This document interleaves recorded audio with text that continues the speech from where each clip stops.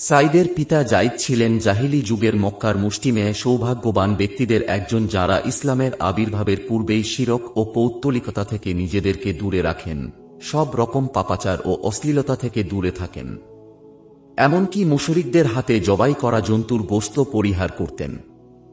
একবার নবুয়াত প্রকাশের পূর্বে বালদাহ উপত্যকায় রাসূলুল্লাহর সাল্লাল্লাহু আলাইহি ওয়াসাল্লাম সাথে তাঁর সাক্ষাৎ হয়। রাসূলুল্লাহর সাল্লাল্লাহু আলাইহি ওয়াসাল্লাম সামনে খাবার আনা হলে তিনি খেতে অস্বীকৃতি জানান। জাইদকে খাওয়ার অনুরোধ করা হলে তিনি অস্বীকৃতি জানিয়ে তাদেরকে বলেন, তোমাদের দেবদেবীর নামে জবাইকৃত পশুর গোশত আমি খাই না। হযরত আসমা রাদিয়াল্লাহু আনহু বলেন, একবার আমি জাইদকে দেখলাম, তিনি কাবার গায়ে পিঠ ঠেকিয়ে বলছেন, ওহে কুরাইশ বংশের লোকেরা, আল্লাহর কসম, আমি ছাড়া দিনে হানিফের ওপর তোমাদের মধ্যেও আর কেউ নেই।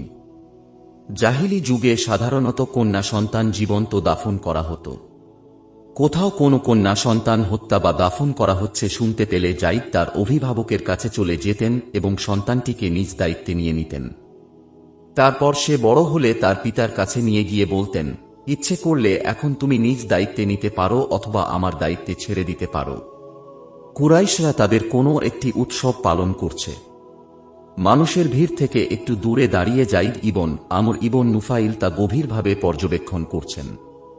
তিনি দেখছে পুরুষেরা তাদের মাথায় বেঁধেছে দামি রেশমি পাগড়ি, গায়ে জড়িয়েছে মূল্যবান ইয়ামনি চাদর, আর নারী ও শিশুরা পড়েছে মূল্যবান সাজে সুসজ্জিত করে হাঁকিয়ে নিয়ে চলেছে তাদের দেবদেবীর সামনে বলি দেওয়ার জন্য। তিনি কাবার দেওয়ালে ঠেস দিয়ে দাঁড়ালেন। তারপর বললেন, কুরাইশ গোত্রের লোকেরা, এই ছাগলগুলি সৃষ্টি করেছেন আল্লাহ তাআলা। তিনি আসমান থেকে বৃষ্টি বর্ষণ করে তাদের পান করান, জমিনে ঘাস সৃষ্টি করে তাদের আহার দান করেন, আর তোমরা অন্যের নামে সেগুলি জবাই করো। আমি তোমাদেরকে একটি মূর্খ সম্প্রদায় রূপে দেখতে পাচ্ছি। এ কথা শুনে তাঁর চাচা ও উমর ইবনুল খাত্তাবের পিতা আল খাত্তাব উঠে দাঁড়িয়ে তাঁর গালে এক থাপ্পড় বসিয়ে দিয়ে বলল, তোর সর্বনাশ হোক। সবসময় আমরা তোর মুখ থেকে এ ধরনের বাজে কথা শুনে সহ্য করে আসছি, এখন আমাদের সহ্যের সীমা অতিক্রম করে গেছে। তারপর তার গোত্রের বোকা ল্যাকদের উত্তেজিত করে তুলল, তাকে কষ্ট দিয়ে তপ্তবিরক্ত করে তুলতে। অবশেষে তিনি বাধ্য হলেন মক্কা ছেড়ে হীরা পর্বতে আশ্রয় নিতে। তাতেও সে ক্ষান্ত হল না। গোপনেও যাতে তিনি মক্কায় প্রবেশ করতে না পারেন, সেদিকে সর্বক্ষণ দৃষ্টি রাখার জন্য একদল কুরাইশ যুবককে সে নিয়োগ করে রাখে।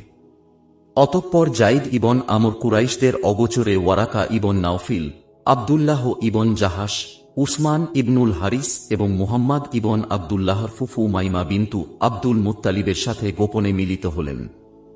আরববাসী যে চরম গুনাহির মধ্যেও নিমজ্জিত সে ব্যাপারে তিনি তাদের সাথে মত বিনিময় করলেন। জাইদ তাঁদেরকে বললেন, আল্লাহর কসম, আপনার নিয়মিতভাবে জেনে রাখুন, আপনাদের এ জাতি কোনো ভিত্তির ওপর নেই। তারা দিনে ইব্রাহিমকে বিকৃত করে ফেলেছে, তার বিরুদ্ধাচরণ করে চলছে। আপনারা যদি মুক্তি চান, নিজেদের জন্য একটি দিন অনুসন্ধান করুন। অতঃপর এ চার ব্যক্তি ইয়াহুদি, নাসারা ও অন্যান্য ধর্মের ধর্মগুরুদের নিকট গেলেন দিনে ইব্রাহিম তথা দিনে হানিফ সম্পর্কে জানার জন্য।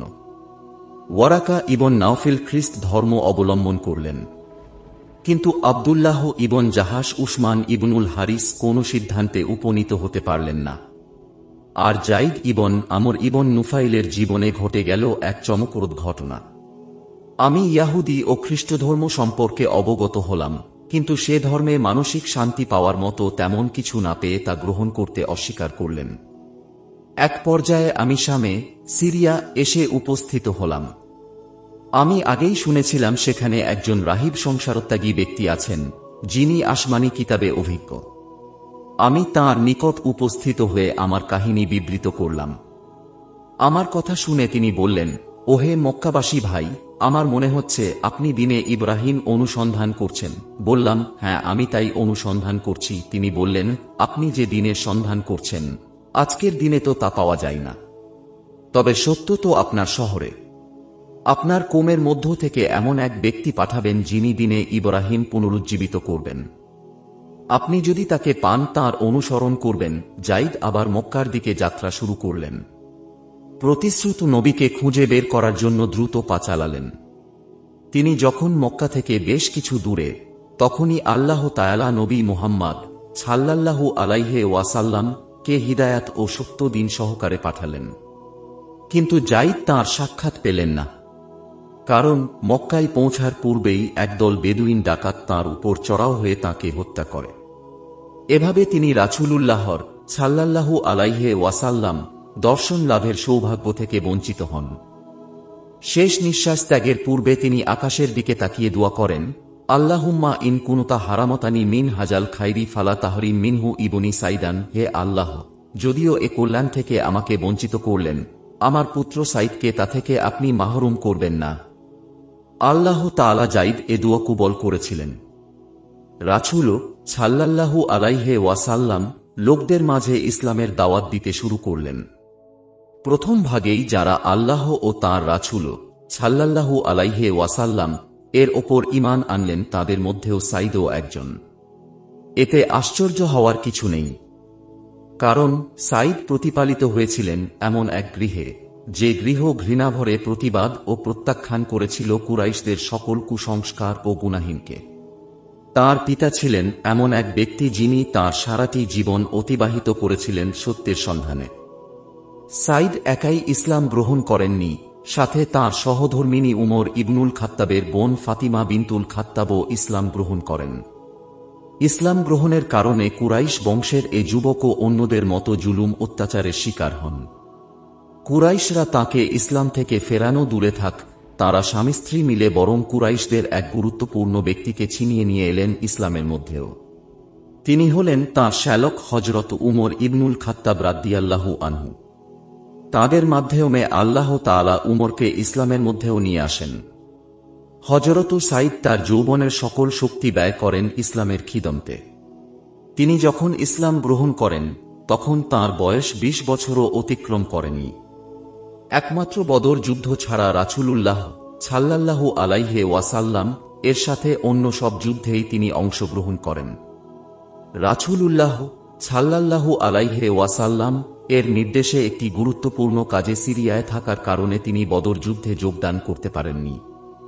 তবে বদর যুদ্ধের গনিমতের অংশ তিনি লাভ করেছিলেন। এ হিসাবে তিনি প্রত্যক্ষ না হলেও পরোক্ষভাবে বদর বাহিনীর সদস্য ছিলেন। পারস্যের কিসরা ও রোমের কাইসারের সিংহাসন পদানত করার ব্যাপারে তিনি মুসলিম সৈন্যবাহিনীর সাথে সক্রিয়ভাবে অংশগ্রহণ করেন। মুসলিমদের সাথে তাদের যতগুলি যুদ্ধ সংঘটিত হয় তার প্রত্যেকটিতে তিনি উল্লেখযোগ্য অবদান রাখেন। ইয়ারমুক যুদ্ধেই তিনি তাঁর বীরত্বের চরম পরাকাষ্ঠা প্রদর্শন করেন। তিনি নিজেই বর্ণনা করেন, ইয়ারমুকের যুদ্ধে আমরা ছিলাম ২৬,০০০ বা তার কাছাকাছি। অন্যদিকে রোমান বাহিনীর সৈন্য সংখ্যা ছিল ১,২০,০০০। তারা অত্যন্ত দৃঢ় পদক্ষেপে পর্বতের মতো অটল ভঙ্গিতে আমাদের দিকে এগিয়ে এল।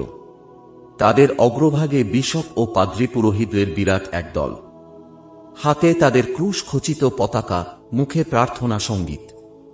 পেছন থেকে তাদের সুরে সুর মিলাচ্ছিল বিশাল সেনাবাহিনী। তাদের সেই সম্মিলিত কণ্ঠস্বর তখন মেঘের গর্জনের মতো ধ্বনিত প্রতিধ্বনিত হয়ে ফিরছিল। মুসলিম বাহিনী এ ভয়াবহ দৃশ্য ও তাদের বিপুল সংখ্যা দেখে বিস্ময়ে হতবাক হয়ে গেল। ভয়ে তাদের অন্তরও কিছুটা কেঁপে উঠল। সেনাপতি আবু উবাইদা তখন উঠে দাঁড়ালেন এবং মুসলিম সৈন্যদের জিহাদে অনুপ্রাণিত করে এক ভাষণ দিলেন। তিনি বললেন, আল্লাহর বান্দারা, আল্লাহকে সাহায্য করো, তিনিও তোমাদের সাহায্য করবেন, তোমাদের পাকে দৃঢ় করবেন। আল্লাহর বান্দারা, ধৈর্য ধারণ করো। ধৈর্য হল কুফরি থেকে মুক্তির পথ, প্রভুর রিজামন্দি হাসিলের পথ এবং অপমান ও লজ্জার প্রতিরোধ। তোমরা তীর বর্ষা শানিত করে ঢাল হাতে প্রস্তুত হয়ে যাও। অন্তরে আল্লাহর জিকর ছাড়া অন্য সব চিন্তা থেকে বিরত থাকো।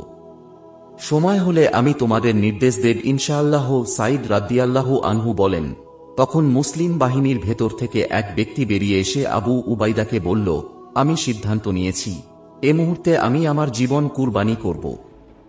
রাসূলুল্লাহ সাল্লাল্লাহু আলাইহি ওয়াসাল্লাম এর কাছে পৌঁছে দিতে হবে এমন কোন বাণী কি আপনার কাছে? আবু উবাইদা বললেন, হ্যাঁ আছে। তাকে আমার ও মুসলিমদের সালাম পৌঁছে দিয়ে বলবে, ইয়া রাসূলাল্লাহ, আমাদের রব আমাদের সাথে যে অঙ্গীকার করেছেন তা আমরা সত্যই পেয়েছি। সাইদ রাদিয়াল্লাহু আনহু বলেন, আমি তার কথা শোনা মাত্রই দেখতে পেলাম সে তার তরবারি কোষমুক্ত করে আল্লাহর শত্রুদের সাথে সংঘর্ষের জন্য অগ্রসর হচ্ছে। এ অবস্থায় আমি দ্রুত মাটিতে লাফিয়ে পড়ে হাঁটুতে ভর দিয়ে অগ্রসর হলাম এবং আমার বর্শা হাতে প্রস্তুত হয়ে গেলাম। শত্রুপক্ষের প্রথম যে ঘোর সোয়ার আমাদের দিকে এগিয়ে এলো আমি তাকে আঘাত করলাম। তারপর অত্যন্ত সাহসিকতার সাথে শত্রু বাহিনীর ওপর ঝাঁপিয়ে পড়লাম। আল্লাহ তাআলা আমার অন্তর থেকে সকল প্রকার ভয়ভীতি একেবারেই দূর করে দিলেন। অতঃপর মুসলিম বাহিনী রোমান বাহিনীর ওপর সর্বাত্মক আক্রমণ চালাল এবং তাদেরকে পরাজিত করল। দিমাশক অভিযানেও সাইদ ইবন জাইদ অংশগ্রহণ করেন। দিমাশক জয়ের পর আবু উবাইদা তাঁকে সেখানকার ওয়ালি নিযুক্ত করেন। এভাবে তিনি হলেন দিমাশকের ইতিহাসে প্রথম মুসলিম ওয়ালি। কিন্তু জিহাদের প্রতি প্রবল আগ্রহের কারণে এ পদ লাভ করে সন্তুষ্ট হতে পারলেন না। তিনি আবু উবাইদাকে লিখলেন, আপনারা জিহাদ করবেন আর আমি বঞ্চিত হব, এমন আত্মত্যাগ ও কুরবানি আমি করতে পারিনে। চিঠি পৌঁছার সাথে সাথে কাউকে আমার স্থলে পাঠিয়ে দিন, আমি শিগগিরই আপনার নিকট পৌঁছে যাচ্ছি। আবু উবাইদা বাধ্য হয়ে হযরত ইয়াজিদ ইবন আবু সুফিয়ানকে দিমাশকের ওয়ালি নিযুক্ত করলেন এবং হযরত সাইদ জিহাদের ময়দানে ফিরে গেলেন। উমাইয়া যুগে হযরত সাইদ ইবন জাইদকে কেন্দ্র করে এক আশ্চর্যময় ঘটনা ঘটে। দীর্ঘদিন ধরে মদিনাবাসীদের মুখে ঘটনাটি শোনা যেত। আরওয়া বিন্তু উওয়াইস নাম্নী এক মহিলা দুর্নাম রটাতে থাকে যে সাইদ ইবন জাইদ তার জমির একাংশ জবরদখল করে নিজ জমির সাথে মিলিয়ে নিয়েছেন। যেখানে সেখানে সে একথা বলে বেড়াতে লাগল। এক পর্যায়ে সে মদিনার ওয়ালি মারওয়ান ইবনুল হিকামের নিকট বিষয়টি উত্থাপন করল। বিষয়টি যাচাই করে দেখার জন্য মারওয়ান কয়েকজন লোককে সাইদের নিকট পাঠালেন। রাসূলুল্লাহ সাল্লাল্লাহু আলাইহি ওয়াসাল্লাম সাহাবী হযরত সাইদের জন্য বিষয়টি ছিল বেশ কষ্টদায়ক। তিনি বললেন, তারা মনে করে আমি তার ওপর জুলম করছি। কিভাবে আমি জুলম করতে পারি? আমি তো রাসূলুল্লাহ সাল্লাল্লাহু আলাইহি ওয়াসাল্লাম কে বলতে শুনেছি যে ব্যক্তি এক বিঘত পরিমাণ জমি জুলম করে নেবে, কিয়ামতের দিন 7 তবকা জমিন তার গলায় ঝুলিয়ে দেয়া হবে। ইয়া আল্লাহ! সে ধারণা করেছে আমি তার ওপর জুলম করেছি। যদি সে মিথ্যুক হয়, তার চোখ অন্ধ করে দাও।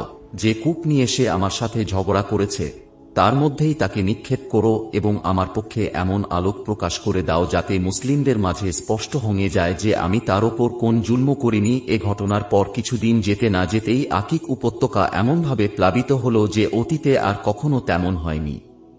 ফলে দুমিনের মাঝখানে বিতর্কিত অদৃশ্য চিহ্নটি এমনভাবে প্রকাশ হয়ে পড়ল যে মুসলিমরা তা দেখে বুঝতে পারল সাইদ সত্যবাদী। তারপর 1 মাস না যেতেই মহিলাটি অন্ধ হয়ে যায়। এ অবস্থায় একদিন সে তার জমিনে পায়চারি করতে করতে বিতর্কিত কূপটির মধ্যেও পড়ে গিয়ে মৃত্যুবরণ করে। আব্দুল্লাহ ইবন উমর রাদিয়াল্লাহু আনহু বলেন, আমরা শুনতাম লোকেরা কাউকে অভিশাপ দিতে গেলে বলতো, আল্লাহ তোমাকে অন্ধ করুন যেমন অন্ধ করেছেন আরওয়াকে। এ ঘটনায় অবাক হওয়ার তেমন কিছু নেই, কারণ রাসূল সাল্লাল্লাহু আলাইহি ওয়াসাল্লাম তো বলেছেন, তোমরা মাজলুমের দুয়া থেকে দূরে থাকো, কারণ সেই দুয়া আর আল্লাহর মাঝে কোনো প্রতিবন্ধক থাকে না।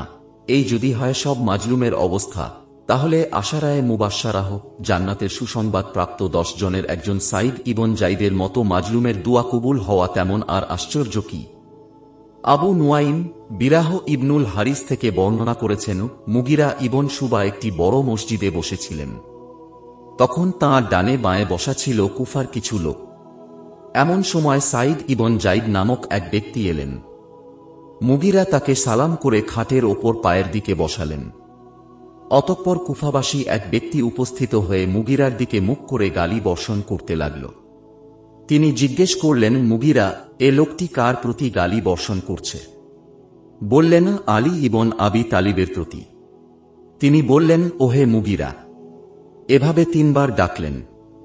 তারপর বললেন, রাসূলুল্লাহ সাল্লাল্লাহু আলাইহি ওয়াসাল্লাম, সাহাবীদের আপনারা সামনে গালি দেওয়া হবে আর আপনি তার প্রতিবাদ করবেন না, এ আমি দেখতে চাই না। আমি সাক্ষ্য দিচ্ছি, রাসূল সাল্লাল্লাহু আলাইহি ওয়াসাল্লাম বলেছেন, আবু বকর জান্নাতি, উমর জান্নাতি, উসমান জান্নাতি, আলী জান্নাতি, তালহা জান্নাতি, জুবাইর জান্নাতি, আব্দুর রহমান জান্নাতি, সাদ ইবন মালিক জান্নাতি এবং 9ম এক ব্যক্তিও জান্নাতি, তোমরা চাইলে আমি তার নামটিও বলতে পারি। রাবী বলেন, লোকেরা সমস্বরে চিৎকার করে জিজ্ঞেস করল, হে রাসূলুল্লাহ সাল্লাল্লাহু আলাইহি ওয়াসাল্লাম, সাহাবী নবম ব্যক্তিটিকে? বললেন, নবম ব্যক্তিটি আমি। তারপর তিনি কসম করে বললেন, যে ব্যক্তি একটি মাত্র যুদ্ধে রাসূলুল্লাহ সাল্লাল্লাহু আলাইহি ওয়াসাল্লাম সাথে অংশগ্রহণ করেছে, রাসূলুল্লাহর সাথে তার মুখমণ্ডল ধূলি ধূসরিত হয়েছে, তার এই একটি কাজ যে কোন ব্যক্তির জীবনের সকল সৎকর্ম অপেক্ষা উত্তম, যদিও সে নূহের সমান বয়সেই লাভ করুক না কেন। তিনি ছিলেন উচ্চ মর্যাদা সম্পন্ন সাহাবীদের অন্যতম। সাইদ ইবন হাবিব বলেন, রাসূলুল্লাহ সাল্লাল্লাহু আলাইহি ওয়াসাল্লাম এর নিকট আবু বকর, উমর, উসমান, আলী, সাদ, সাইদ, তালহা, জুবাইর ও আব্দুর রহমান ইবনে আওফের স্থান ও ভূমিকা ছিল একই। যুদ্ধের ময়দানে তাঁরা থাকতেন রাসূলুল্লাহর সাল্লাল্লাহু আলাইহি ওয়াসাল্লাম আগে এবং নামাজের জামায়াতে থাকতেন তাঁর পেছনে। সাইদ ইবন জাইদের নিকট থেকে সাহাবীদের মধ্যেও ইবন উমর, আমর ইবন হুরাইস, আবু আত্তুফাইল এবং আবু উসমান আন-নাহদি, সাইদ ইবনুল মুসাইয়িব, কায়েস ইবন আবি হাজেম প্রমুখ প্রখ্যাত তাবেঈগণও হাদিস বর্ণনা করেছেন। ওয়াকিদি বলেন, তিনি আকিক উপত্যকায় ইন্তিকাল করেন এবং মদিনায় সমাহিত হন। মৃত্যু সন হিজরি 50, মতান্তরে হিজরি 51 অথবা 52। 70 বছরের ওপর তিনি জীবন লাভ করেন। হযরত সাদ ইবন আবি ওয়াক্কাস তাঁকে গোসল দিয়ে কাফন পরান এবং হযরত আব্দুল্লাহ ইবন উমার নামাজে জানাজার ইমামতি করেন। তবে হাইসাম ইবন আদির মতে তিনি কুফায় ইন্তিকাল করেন এবং প্রখ্যাত সাহাবী হযরত মুগিরা ইবন শুবা তাঁর জানাজার ইমামতি করেন।